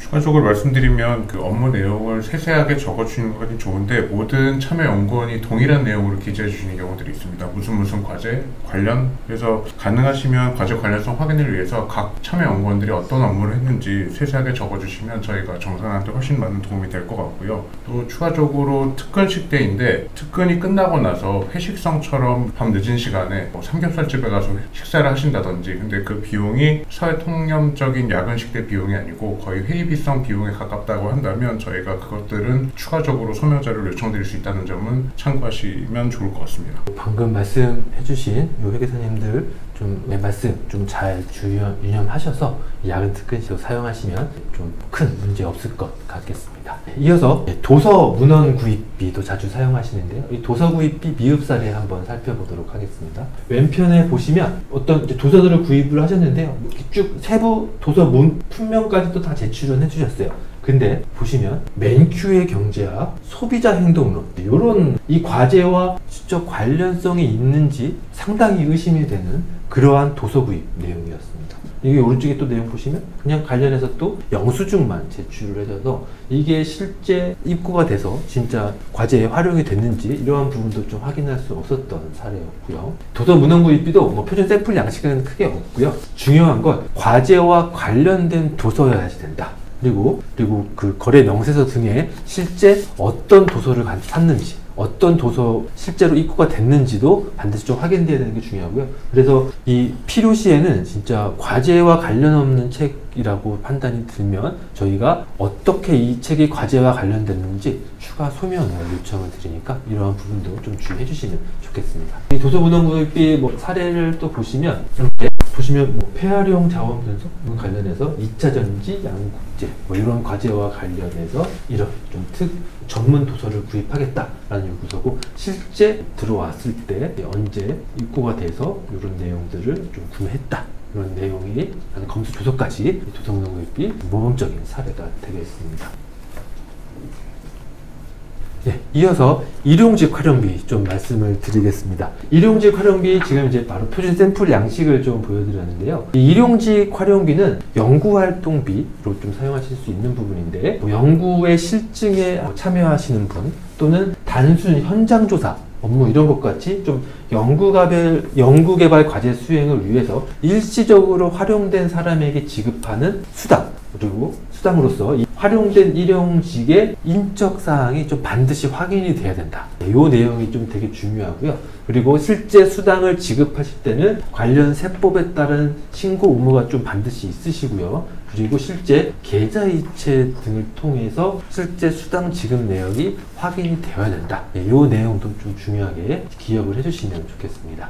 그래서 이 표준 샘플 양식은 이런 내용, 지금 방금 말씀드렸던 일용직의 인적사항 그리고 어떻게 활용이 됐는지 관련돼서 저희가 그냥 샘플로 한번 만들어 드리는 거고요. 참고로 혹시 사용하실 일이 있으시면 사용하시면 되겠고, 일용직 활용비 관련해서 실제 사용된 좀 모범적인 사례를 잘된 증명자료 사례를 보시면 이 과제 같은 경우는 왼쪽에 보시면 어떤 테스트베드 목적으로 어떤 진짜 실제 배를 타고 나가서 어떤 해양의 수질 조사 같은 거를 좀 수행했어야 되는 부분이었던 것 같습니다. 그래서 이렇게 일용직 활용을 하겠다 라고 구매 요청, 내부 결제를 올렸고요. 그래서 실제 그 일용직으로 좀 활용되실 분에 대해서 인적사항을 포함해서 계약서를 또 한번 작성을 해주셨고요. 실제 그 일용직 분이, 그 활용하셨던 분이 해양에서 조사하셨던 분을 어떻게 하루 활용해서 쓰셨는지 활용 내역서도 별도로 제출을 해주셨고, 실제 이분에게 대금을 지급한 것도 이렇게 이체증까지 같이 제출해 주셨던 사례가 되겠습니다. 그래서 여기까지도 일용직 활용비 말씀을 드렸고요. 저희가 연구활동비 관련해서 준비했던 증명자료 사례와 양식은 여기까지 말씀드리도록 하겠습니다. 이어서 연구수당 증명자료 사례와 양식 또 말씀을 드리도록 하겠습니다. 우선 연구수당 증명자료 좀 미흡한 사례부터 한번 보시면요. 기여도 평가서를 제출을 해주셨는데요. 이렇게 기여도 평가 결과도 잘 나와 있고, 연구수당 지급액도 있고, 참여연구원이 다 들어가 있는 것도 같고, 좀 잘된 사례가 아닌가 싶기도 하실 텐데요. 그냥 딱 이 부분만 제출을 해주셨던 사례입니다. 그러니까 이 기여도 평가 결과만 좀 나와 있지, 어떤 이 평가의 기준이나 방법 같은 것까지는 좀 확인이 어려웠던 좀 그런 부분에서 부족했던 사례다. 이렇게 미흡한 사례였다 보시면 되고, 오른쪽에 보시는 부분은 그냥 연구수당을 월별로 계속 정액으로 쭉 가져가셨던 내용입니다. 그래서 이렇게 연구수당을 매월 과제기간 동안 정액으로 지급하시게 되면 대부분 그냥 불인정이다. 이렇게 생각하시면 됩니다. 연구수당은 정액으로 지급받아 가시는 수당이 아니다. 이거 좀 기억을 반드시 해주시고요. 그래서 연구수당 표준 샘플 서류 양식은 연구수당 기여도 평가서가 되겠는데요. 가장 중요한 증명자료 연구수당에 있어서는 가장 중요한 증명자료 양식이고요. 그래서 보시면 중요하게 기억을 해주셔야 될 부분이, 연구수당 같은 기여도 평가서에서는 전체 연구개발 기간 중에 참여하신 연구자 전부를 대상으로 평가하셔야 된다. 그러니까 과제 기간 중에 중도 퇴사하셨다든지 또는 일부 기간만 참여하셨던 분이 있어서 종료일 현재는 참여하지 않으신 분이 있더라도 그런 분들을 모두 포함해서 연구수당 평가 대상에 다 포함하셔야 된다. 이것도 기억해 주시고, 그 다음에 기여도 평가와 관련돼서는 평가 결과만 있으면 되는 게 아니라 평가 기준과 방법 등이 좀 같이 포함이 되어 있으셔야 된다. 이런 내용이고, 단순히 평가 결과만 있거나 또는 평가 결과와 전혀 연동되지 않는 연구수당 지급, 이러한 것들이 있으면 또 추가 소명 요청을 받으실 수 있습니다. 이러한 부분도 좀 주의해 주시고요. 그래서 이렇게 평가 기준이나 방법은 좀 합리적인 기준에 따라서 연구기관 자체적으로 좀 합리적으로 자율적으로 결정하시면 된다. 이렇게 보시면 되겠고요. 이 연구수당 평가 증명서류 관련해서 좀 모범 사례 좀 한번 보시면, 좌측에 보시면 기여도와 관련된 이제 평가 결과가 나왔고요. 관련돼서 신청액, 지급액도 나와 있고, 요거 첫 번째 보셨던 미흡 사례랑 유사하긴 한데요. 요 사례는 요 문서를 시작으로 관련돼서 어떻게 평가 기준과 방법이 있었는지 또 세부적으로 추가적인 자료가 제출되었었습니다. 그래서 전체 결과 보여주시고 각각 연구자별로 어떤 기준과 평가 점수 방법이 했다. 이렇게 또 나와 있고요. 그리고 또 이번에 지금 이 왼쪽에 보시는 사례는 이 평가 기준이 연구 윤리까지 포함해서 좀 되게 구체적으로 잘 평가 기준과 방법이 그리고 결과까지 같이 제시됐었던 표다. 이렇게 보시면 되겠고, 오른쪽은 연구수당도 실제 지급했었던 내역, 이체 내역도 이체 증명자료도 좀 같이 제출해 주시면 좋다. 제출해 주셔야 된다. 이렇게 또 말씀을 드리겠습니다. 여기까지가 연구수당 증명자료 관련된 내용 이고요. 혹시 연구수당 관련해서도 좀 이렇게 말씀해 주실 부분들이 있으시면 좀 부탁을 드리겠습니다. 연구수당과 관련해서 가장 많이 질문이 오시는 부분이 지급 시기에 대한 문제, 언제쯤 지급을 해야 되냐라는 질문이 많이 오시는데, 혁신법에 말고 이제 산업부 과제를 하시는 분들은 산업부에서는 그 지급 시기에 대해서도 규정에 명시적으로 좀 기입이 돼 있는데, 단계 과제를 진행할 때 연차별로 연구수당을 주실 경우에 한해서 주실 경우에는 영리기관의 경우에는 연차의 마지막 월의 인건비 지급 이후라고 명시가 돼 있습니다. 그래서 우리 연차가 12월 31일 날 끝난다 그러면 12월에 인건비를 주는 날 이후에 연구수당을 지급하도록 돼 있습니다. 그래서 그 시기를 맞추지 않으면 불인정 대상이 되는 거고, 산업부처럼 규정에 명시가 돼 있지 않더라도 혁신법에서는 합리적 기준에 따라서 지급하도록 돼 있으니까 그 과제에서 달성해야 되는 목표라든지 성과가 달성되는 시점인 종료 시점에 집행하는 것이 가장 합리적으로 전문기관도 그렇고 그렇게 판단하고 있기 때문에 그 지급 시기에 대해서는 연구과제 시작 시점이라든지 중간에 지급해서 불인정 또는 여러 가지 소명을 해야 되는 것들이 있을 수 있으니까 그런 것들은 좀 주의를 하실 필요가 있을 것 같습니다. 연구수당 지급 시기와 관련해서도 좀 좋은 말씀 해주셨고요. 지급 시기를 좀 막 이렇게 아까 좀 보셨던 사례처럼 매월 정액으로 지급한다든지 과제가 시작하는 시점에 일괄로 지급한다든지 이렇게 연구수당 취지와 반하게 전혀 비상식적으로 집행을 하시면 불인정될 수 있으시니까요. 방금 말씀해주신 지급 시기 관련된 부분도 꼭 기억을 해주시길 바라겠습니다. 이어서 간접비 증명 사례도 한번 말씀을 드리도록 하겠습니다. 우선 이 간접비 관련해서는 영리기관의 간접비는 정산 대상인 건 다들 알고 계실 거고요. 그리고 영리기관이 간접비를 사용할 때는 간접비 사용 용도에 맞게 필요한 만큼만 사용하셔야 됩니다. 그리고 과제 수행 여부와 상관없이 발생하는 공통적인 회사 경비 비용은 간접비로 절대 사용 불가하다라는 것 좀 먼저 말씀을 드리고요. 그래서 이 영리기업에서 간접비로 사용하시고 좀 하시는 주요 항목 중에 요즘에 하나가 이 안전관리비와 관련된 부분인데요. 여기와 관련된 미흡 사례 한번 보시면 왼쪽에 보시면 연구실 안전관리비로 39,000원을 쓰겠다. 요 과제에서 요 내용만 있었다. 뭘로 쓰겠다는 내용은 없고 어떤 품목을 쓰겠다라는 내용 전혀 없이 과제와 관련성도 잘 모르겠고 구입 품목도 확인되지 않는 그런 증명 자료였고요. 또 이 오른쪽 사례를 보시면 검수 확인서라고 제출을 해주셨는데 그냥 사진만 주신 거예요. 사진만 있고 검수 일자도 없고 그리고 과제 관련성도 잘 확인할 수 없고 이런 안전관리비와 관련된 좀 미흡 사례 좀 말씀을 좀 드렸고요. 간접비는 표준 샘플 양식은 크게 없습니다. 여기서도 내부 결제 문서가 가장 중요한 문서일 거고요. 과제와의 관련성이 어떻게 되는지, 얼마큼 필요한지 그런 부분 포함해서 내부 결제 문서 작성해 주시면 될 것 같고, 다시 한번 말씀드리지만 영리기관이 간접비를 사용하실 때는 과제와 관련돼야 되고 또 특허 출원 등록이라든지 안전관리, 과학문화활동비 이런 것 같이 간접비 사용 용도에 반드시 부합을 하셔야 됩니다. 그리고 필요한 만큼만 사용하셔야 된다. 이걸 좀 말씀을 드리고 이렇게 사용했을 때 또 정산을 반드시 받아야 됩니다.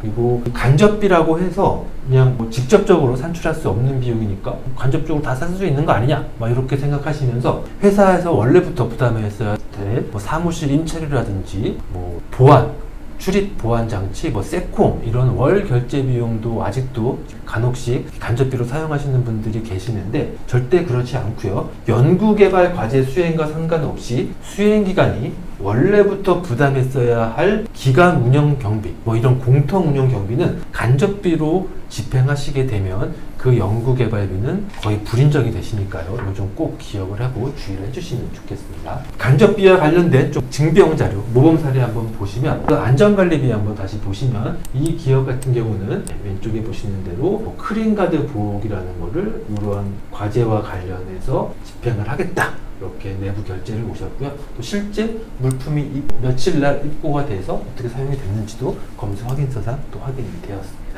다음은 특허 출원 등록비 한번 증명자료 사례를 보시면 이 기업도 이런 중기부 과제와 관련해서 이런 2차 전지용 국제사업 관련 개발로 이런 특허 출원을 하는 수수료 등에 대해서 내부 결제 인가를 받았고 또 실제 출원된 문서에 과제 관련된 해당 과제의 지원 정보, 서지 정보에도 과제와 관련된 명이 다 기재가 되어 있었고요. 이 특허 출원한 특허가 이 과제와 관련되었는지 가장 객관적으로 입증하실 수 있는 아주 손쉬운 방법이 출원서나 등록서상에 이렇게 서지 정보에 반영을 하시는 겁니다. 그래서 혹시라도 서지 정보에 반영을 못하셨다.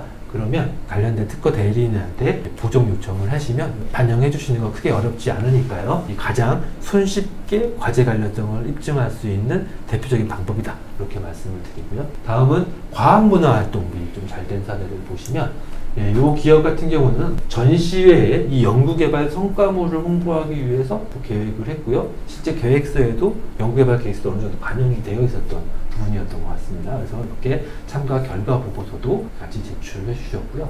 근데 이 과학문화활동비는 사용 용도가 보통 홍보비 또는 전시회 참가비 이런 목적으로 사용할 수 있는 비용이긴 합니다. 하지만 이 연구개발 과제의 성과물을 홍보하는 것과 관련된 홍보여야 되지 그냥 일반적인 기업 제품의 홍보라든지 기업 자체적인 전시회 참가 비용을 이 과학문화활동비로 사용을 하시는 것은 안 됩니다. 그렇게 사용하시면 불인정이 되시니까요. 꼭 주의를 해주시면 좋겠습니다. 또 이어서 전시회 참가하셨던 과제 관련해서 참가하시게 되면 부스 비용 같은 거 임차하실 때 견적서 받으신 서도 제출해 주시면 되고 또 이렇게 전시회 참가하실 때 이 해당 전시회는 이렇게 어떤 부처의 어떤 사업과 관련해서 거기에 지원을 받아서 이렇게 전시에 참가해서 이런 홍보물을 만들었다. 이러한 어떤 사사문구 또 홍보물에 같이 포함이 좀 해주실 수 있으시면 이런 내용도 좀 과제의 관련성을 입증할 수 있는 좀 손쉬운 방법이다.